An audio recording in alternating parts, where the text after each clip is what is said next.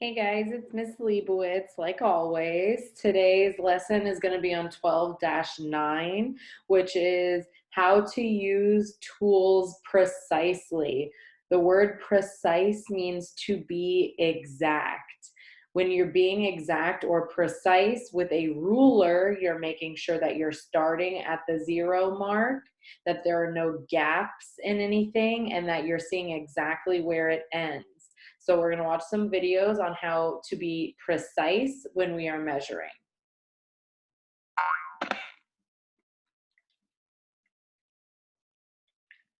Anna uses string to help measure the worm. Is her work precise? Why or why not? Let's find out about measuring precisely. Why is Anna using string to measure the worm? The worm is not a straight line, and so the string can be used to bend along the length. What can you do to measure precisely? You can choose units and tools that will help you measure precisely. You can estimate first, choose a tool, start at 0, measure twice, write the unit. What tools can you use to measure precisely? When you write your measurements, what must you include? You can use an inch ruler, centimeter ruler, yardstick, meter stick, measuring tape, or string. You must always include the units when you write your measurements. Anna lines up the string along a ruler to measure the length. Why has Anna lined the string up along the ruler starting at 0? So she had the string and she used the string and she lined up the string next to the worm, and then she cut it, or she made a mark on the string, and then she took that string and straightened it out and put it on the ruler to see how long the worm is. Now it says, why has Anna lined the string up along the ruler starting at 0? Why did she start the string at 0? Go ahead, you can answer. I know I can't hear you, doesn't mean you don't know the answer. She lined it up at 0 so that she can get an accurate or precise answer. If she started here and then made the string go all the way down, you're not going to know exactly how long it is. You always start with the 0. She knows the string is the same length as the worm. What will lining up the string tell her? If she lines up the string on the ruler, she knows how long the worm is because she took the string, she started at the end of the worm, and she curved it around. That's why you can't use a ruler for something like this, or if you're measuring a snake, unless the snake is completely straight. But when we have things that are curved, you can take a piece of string or something like that, line it up, cut it or mark where it is, and then line it up next to the ruler. That way it tells you how long something is curved. The length of the worm in inches. Anna measures the worm again to check her work. Then she writes the length. How long is the worm? How do you know? Select your answer. We know the worm, it ends exactly in front of the 3 inches. It might go over a little bit, but we know it definitely did not hit that halfway mark. So we know that it is closer to 3 inches than it is to 4 inches.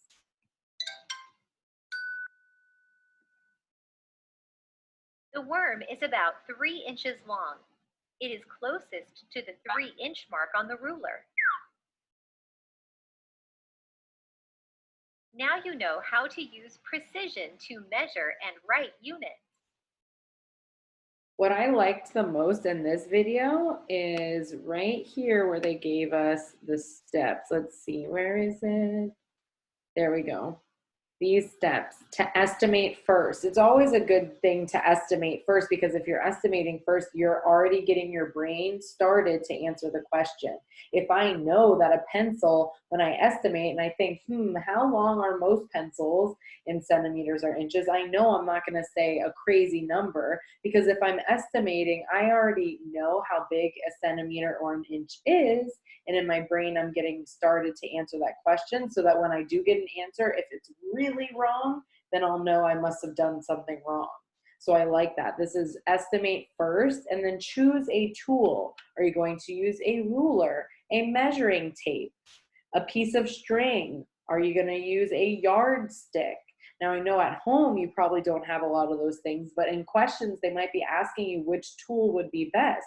If something is curved like this, like a worm or a snake, it is best to use a piece of string, and then to measure how long the piece of string was that you needed for the worm or the snake. Always start at 0. We know that if you don't start at 0, then it is not going to be correct to where it ends. And measure twice. I like this. Ms. Leibowitz actually, you might not have known this, Ms. Leibowitz actually used to go, before she decided to become a teacher, she was going to college to be an architect. And in architecture, they always say measure twice, cut once. So you measure how long you want something, and then you measure it again to make sure that's how long you want it, and then you cut or draw where you're at. You can always erase and you can always change your answer, but once you've already submitted it, you can't do it. It's kind of like a way that you can check your work. If you're measuring it twice, the first time I got 3 inches, the second time I got 3 inches, I know the answer must be 3 inches. But if you measure it one time and you mess up a little bit and you put 2 inches, but you didn't check it, then you're going to get a point wrong, or you're going to get a question wrong, or when you're building something, it's going to be wrong because you didn't double check. And you guys know, write the unit. I'm going to be like 2 pickles. You have to make sure you're writing centimeters, inches, yards, feet. All right, so let's watch the other video, another look. For being precise. When you are precise, you are following all of these steps. You're using the right tool. You're starting at 0. You're using the unit.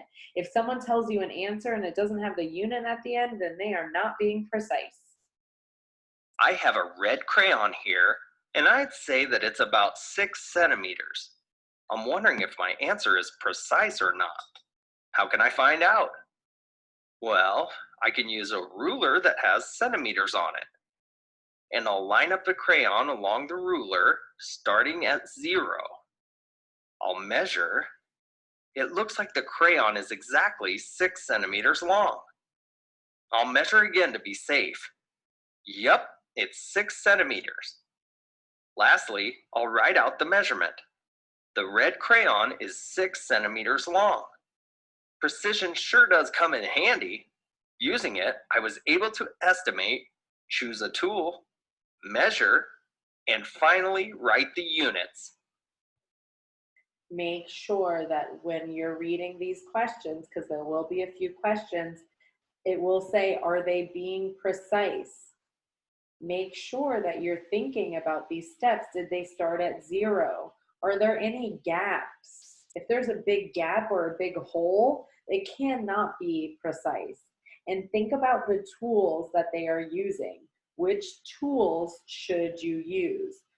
For your assignment, I am going to be asking you to measure around your shoe. So if you look at the bottom of your shoe, it's kind of curved, right?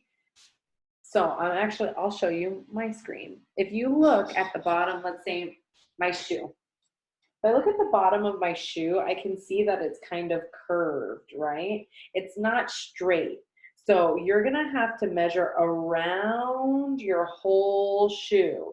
I do not want you to start from here and then go straight all the way to here. You need to measure around your whole shoe, all the way around in centimeters. You're gonna have to decide, how can I do that being precise?